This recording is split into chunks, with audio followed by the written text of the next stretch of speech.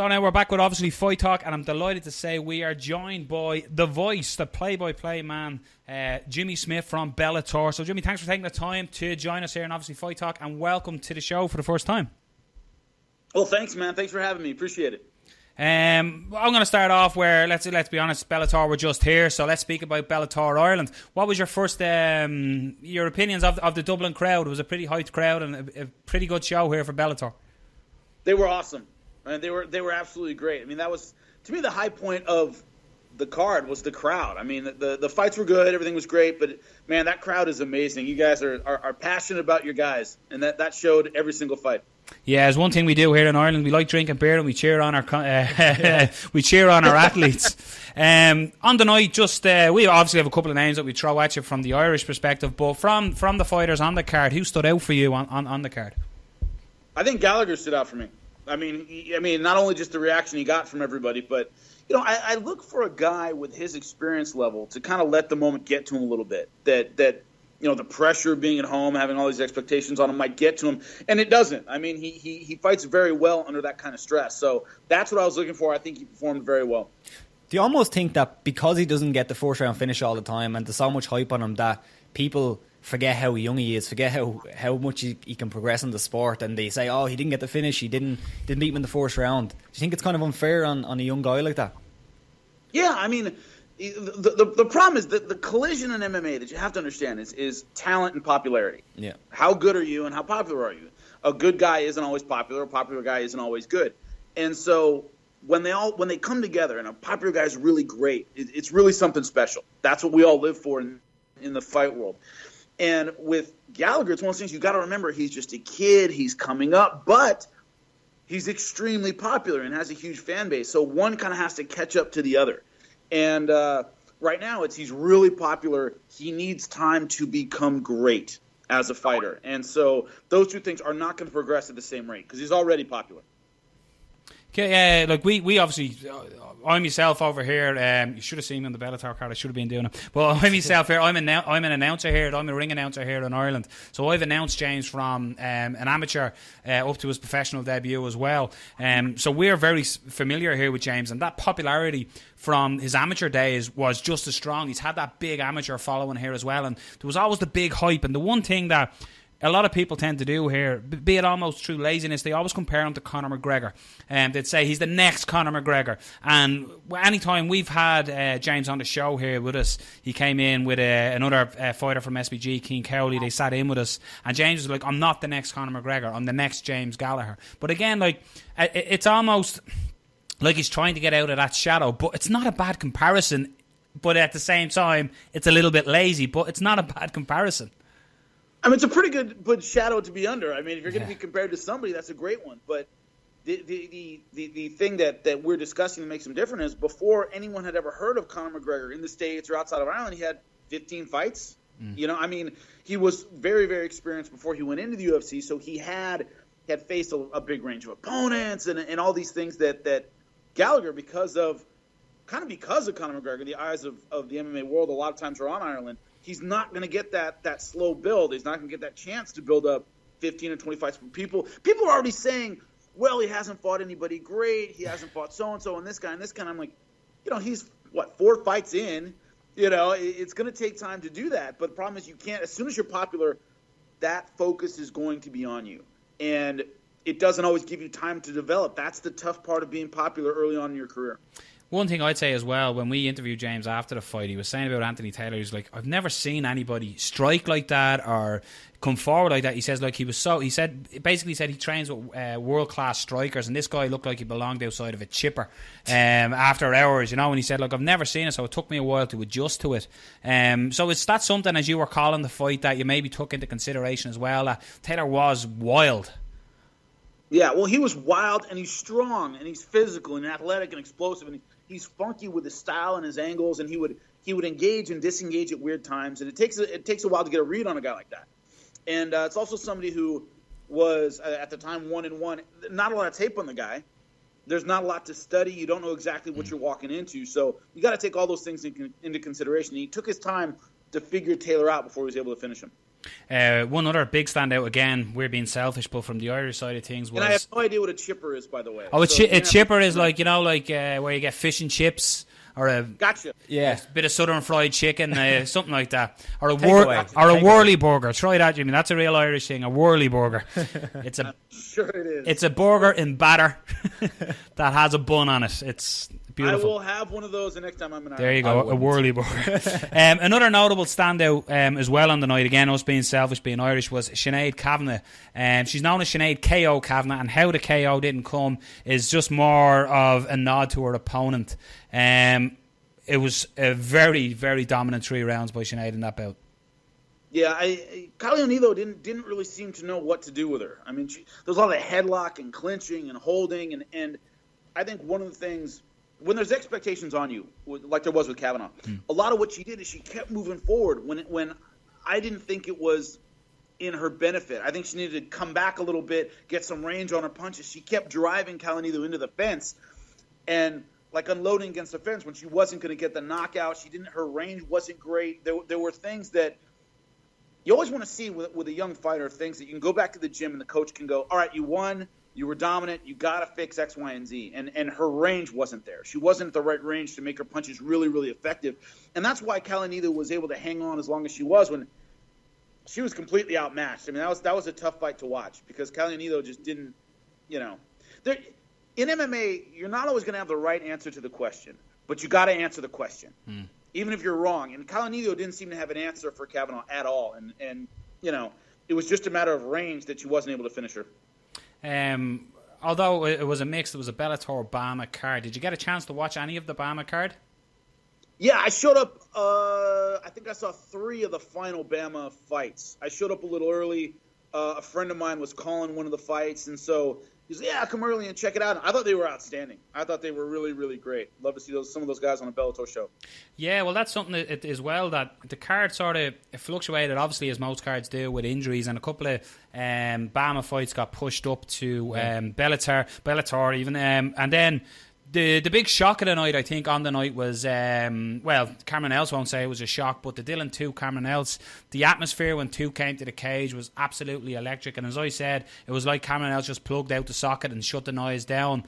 Like Dylan 2 is, I have no doubt, and I'd put my landlord's house on it. I have no doubt that Dylan 2 will be an absolute superstar in the future. But that was the fight that really got was the opening fight for Bellator that evening, and it really got the crowd. The crowd really hit peak, and it just got plugged out. So again, what was as much as it was a short fight, it only lasted 20 seconds or so. Again, was that something again to experience that real raw Irish, to be unplugged that quick? It's amazing. I mean the energy these guys have, and also, like, what you forget, usually I work in the United States, and there are a lot of options when it comes to not just live sports but mixed martial arts and in Ireland, I mean, what I heard the most when I was there was, man, we appreciate you guys being here. We don't often get big shows coming here, and man, it's great to be actually be able to go to a live show, and it's a big deal because it doesn't happen that much, So it's an appreciative crowd, not just of the fighters, but of us as a promotion, and that's awesome. And they show their appreciation by yelling and screaming as much as humanly possible. It was awesome. Do you know, again, like, because we know when we spoke to Scott Coker after that, he was saying about returning back to Ireland. Do you know anything? Is it in the pipeworks there for Bellator to make a return to the Emerald Isle? Yes, there is. No exclusive. I like that answer. Until they come out and to tell you about it. But yes, it's definitely in the works. I mean, you can't not. It was a very successful show. The numbers were here. We're good in the United States, TV-wise, and the crowd was fantastic. Yeah, we're definitely coming back, for sure. I want to wind you back to something that I used to watch that you were involved in as well, the Fight Quest. Basically, where you travel the world. For anyone who doesn't know what it is, check it out. I'm sure it's available, probably on something else, but you'll get a dodgy version of it on YouTube. It's basically where you travel the world studying different martial arts, and then at the end of each episode, you then sort of competed in the art. But my question to that was, if you remember, I suppose in that way, what was the most challenging art that you went and studied? Wow, they were all tough. The hardest one I think I went through physically was in Israel, and we did Krav Maga because a lot of it was we had 4 or 5 days of training. And so depending on what they had you do, it's like jumping in the middle of camp for 5 days. I mean, there was no warm-up. I didn't get a chance to get in shape beforehand. I had to do that at home, and then we had to fly there, and we're doing TV stuff. And before our final fight, and I don't know if it made air. I don't know if you guys got a chance to see it, but what they did is they put me with this big dude named Manesh, who was like 230 pounds. And they had us trade leg kicks with each other, and they wouldn't let me check his kicks. Wow. So we're just standing there. I'm standing with this giant dude just kicking. He's just kicking me in the thigh, and I'm kicking him back. And by the end, I couldn't walk. And then I had to fight the next day, and I couldn't walk at all. So that was rough. So it was the things you got put in before the fight that were difficult. It was, sometimes it was like, the day before you fight, I sparred 10 guys in a row or something, which you would never do in real life, getting ready for a fight camp. Last week you don't do very much. You don't want to get hurt. So, we were walking in with really, really serious injuries, especially Doug, a lot of times walking in with injuries that would never pass an inspection in the United States, walking into those fights. So, they completely honey-dicked you there big time. They were injuring you to make their art look better. Oh, yeah. It's completely honey-dicked you. All the time. Just pulling it back then to Bellator, we have a couple of big shows coming up as well. One that I'm looking for is the original American Gangster is back, and he's taking on the Huntington Beach bad boy and Chael Sonnen versus Tito Ortiz. I can't wait to see Chael. It's like he was talking about getting tested outside, all his build up to it and stuff. He's just, for Bellator, I don't think they could have got a better fighter to hype even other Bellator fighters as well. So just speak again. I'm sure you've involved with Chael since he's signed. Is this a fight? You can tell us your thoughts on the fight and stuff like that, but just around the two guys, Tito and Chael, just speak to us about the upcoming bout. It's funny. Chael gets it 100%. And it's one of those things where I've done commentary with the guy, and one of the things I was worried about is that he'd be doing commentary and be Chael P. Sonnen, the American Gangster, the biggest arms with the most charm. And he doesn't really do that when you're, doing commentary, when you're working or when you're out hanging out with a guy. He doesn't really do that. So he knows when to turn it on and off. Tito really gets upset. Yeah, I've known Tito for a long time. He was a guy I originally started training with 15 years ago, and it's real for him in a sense. Where he'll trash talk whatever, but it really does get under his skin. He really does get upset as his opponents at Chael's trash talk and stuff like that. So emotionally, they're coming from totally different places. Chael kind of sees it as a game and hyping the fight, and he just loves saying outlandish stuff. And Tito takes that stuff really to heart and really personally, which is, I think, why fighters – it seems like every time Tito gets in the cage, guys are trying to piss him off because they're trying to make him emotional, but he's used to fighting that way. So the one thing I will say is when I'm between them, when I'm in the Bellator cage and I'm going, Tito, what do you think? And then Chael, what do you think? Tito is so much bigger. It's ridiculous how you forget kind of how big Tito is as a light heavyweight. Chael spent most of his career at 185. Tito couldn't make 185 if you cut his arms off. He couldn't do it. So physically, the disparity is huge. But, Chael Sonnen, the technically better wrestler, successful at a higher level, actually pinned Tito when they were in college. And, he's hoping that'll be the difference. Because I see this as kind of a turtle fight. Whoever gets on their back is in big trouble. They both have pretty good jiu-jitsu, but you don't want a guy like Chael or Tito on top of you. That's what sometimes this tends to happen, isn't it? When two good wrestlers go against one, or they sort of nullify one another and it becomes a striking fight. And again, like Chael, I think he was a great sign for Bellator as well. Obviously, with the free agency pool, Bellator seem to have the biggest fishing rod in the pond, and they're certainly catching a lot of guys, most notably recently Rory McDonald. But again, that's something that Bellator are doing as well. And for a long time, UFC monopolised the mixed martial arts world. But you can see now, Bellator, you've won, you've Rising is coming up as well. You've different shows coming up, and that can only breed more competition and better for the fan as well. But for the casual fan, as we call them, there's a lot of casual fans here, especially since Conor McGregor has rocketed to the success he has. So there's a lot of guys that would call MMA UFC. They call the sport UFC. So it's all the time. Yeah, all the time. So for you, if you had to pitch to these guys, if you had to convince them, tune in to watch Bellator, what's your pitch? My pitch would be that in Bellator MMA, it's one of those things where there's a hunger in Bellator that's really unique to the promotion. There's a hunger to the guys in Bellator where they really feel that they are behind something new, that they're behind something big, that they're behind something that's going to go somewhere.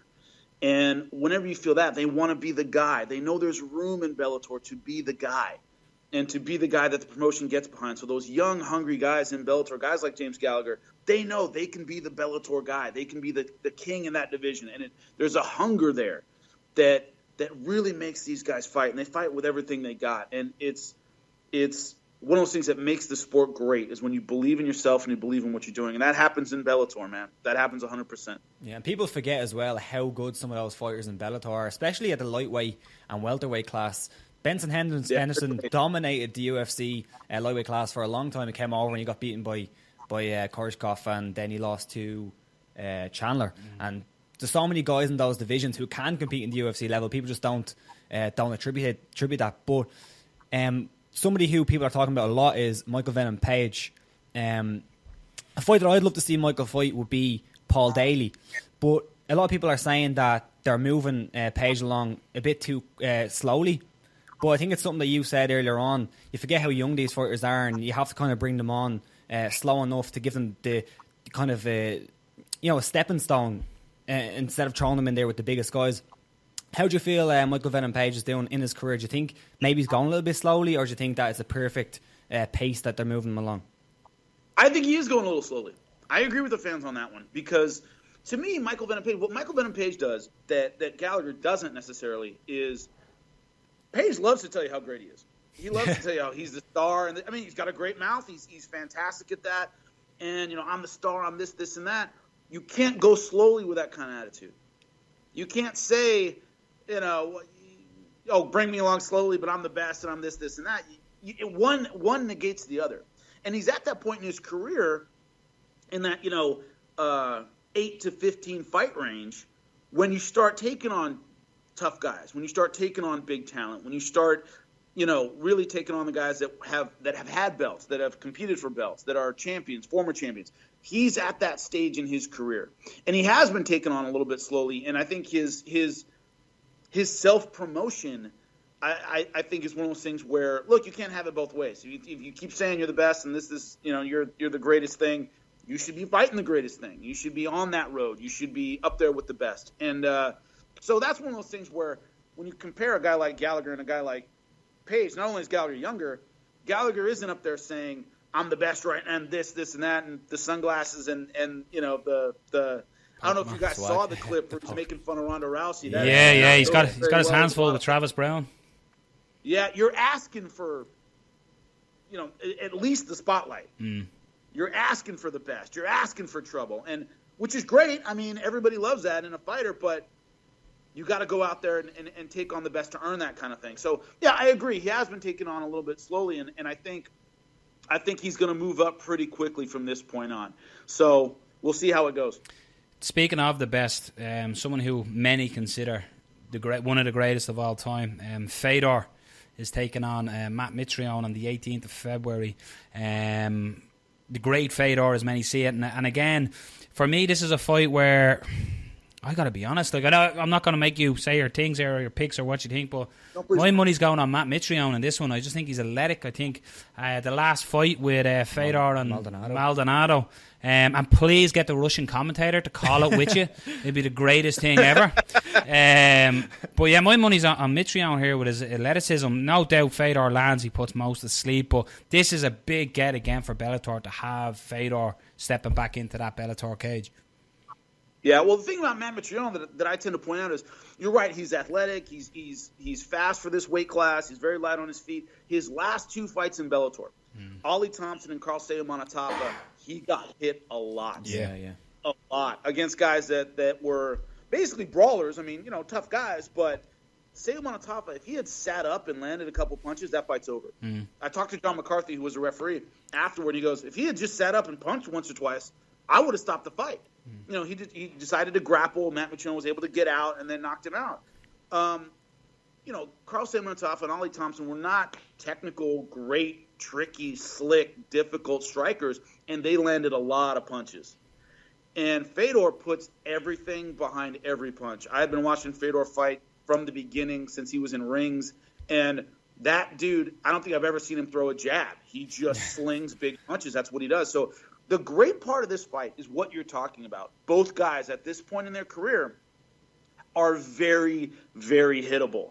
And everybody forgets, I mean, when you talk about, the Thrill in Manila, Ali Frazier, they were just slow enough to get hit. And that made a great fight. I mean, it was way better than their first fight because they were more hittable than they were when they were younger. And I think that's one of those things. People talk about Fedor, he's past his prime, this, and that. And, that may be true, but the guy can still hit. And Matt Mitrione can hit. And both guys defensively are much more vulnerable than they were earlier in their career. So, I think I can't make a pick on a fight I'm calling, but I think the winner of this fight is going to be standing over his unconscious opponent. That's how this fight's going to and what about the Russian commentator? Can we organise that?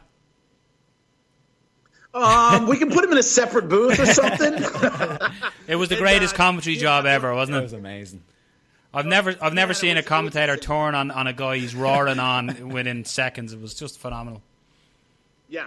I mean, you got to call it how you see it. I mean, I had a fighter write me last week and go, "Hey, man, I just want to let you know that I really appreciated you being really fair in my fight, man. You were really even-handed." And this is a guy I know really well. I know his team really well, and that's one of those things you have to do. I mean, you may really like a guy personally, you may be a fan or whatever, and know him for years and years because I've been in this game for a long time. But you got to call the fight how you see it. It's one of the hardest things to do is kind of stay neutral in these fights. It's tough. Just quickly before we move on, going back to Fedor, how many fights do you think he's going to have in Bellator? Do you think he'll stick around for so long? Because not long ago he was actually retired. So how many fights do you really see him having in Bellator? That's the million-dollar question with every fighter I know. I mean, really. I mean, when you talk about if you had said, if I had said, "Hey, dude, I'm going to bet you $1 million when Ronda Rousey stood over Beth Correia that she would never win another fight again," Crazy. you would have taken that bet. Absolutely, you would have taken. I mean, you never. That's the problem with fighting is I see guys go from top of the heap. Anderson Silva hasn't beaten anybody since he beat Stephan Bonner. Now, when you looked at that fight, if I had said, "Hey, he'll never win a fight again," you would go, "You're crazy, no way." You never know, man. That's the hard thing about this sport is that, in other sports, American football, soccer, whatever you guys call football, whatever you guys want to say, you get a good couple years out of a guy when he's past his prime. You get a good. You never look back on one football game and go, that was the turning point. They were never the same player after that. Usually, you get a good year or so, unless they have a dramatic injury or something. MMA, I've seen fighters go from top of the hill to nowhere in one or two fights, depending on. So, it's an excellent question about Fedor, but it's a question you can ask about pretty much any fighter in the sport. You never know when that last one is. Yeah, it could also be the opposite way. Who would have said Michael Bisping would be the UFC champion like 2 years ago? It's crazy. Never. Absolutely crazy. Never. And there he goes. But one thing is, he had dealt with adversity before. He had dealt with losing before. He had dealt with people overlooking him before. He had dealt with that his whole career. The problem with the Rousey situation is, having never dealt with it, how are you going to deal with it? And, I think mentally in the last fight, she just wasn't there. I mean, it was deer in headlights, and you never know when that's going to happen. 2016 was a very tough year. It started with a gorilla, and it ended with Mike Goldberg leaving the UFC from someone who sits in the commentary booth. Goldie was with the UFC for 20 years. Yeah. What's your thoughts with Goldie? Again, I'm not too sure if your relationship with Goldie or whatever like that, but just in regards to Goldie's, I suppose what he's given to MMA, and I'm sure if you look at his last couple of follows on Twitter, he's not finished. But just with the UFC, remarkable to commentate for 20 years, and it's a little unfair, I felt, that he didn't get to say his goodbyes or have some sort of goodbye to the fans or the people he works with. But just speaking on Goldie. Yeah, I mean, he's one of those guys where Joe and Goldie, in a sense, you didn't know how the sport was going to sound before them. You weren't sure. I mean, I think, before you had Jeff Blatnick, who I thought was a great commentator, but the way we think of the UFC sounding is Goldie and Joe. I mean, that's how we think of it when we hear it in our heads, and that's how we think of it. And that takes something special to do that. And Goldie was that special person for the UFC. I agree with you completely. I would like to have seen a send-off. I would like to see a chance to say goodbye to the fans, some little tribute for him.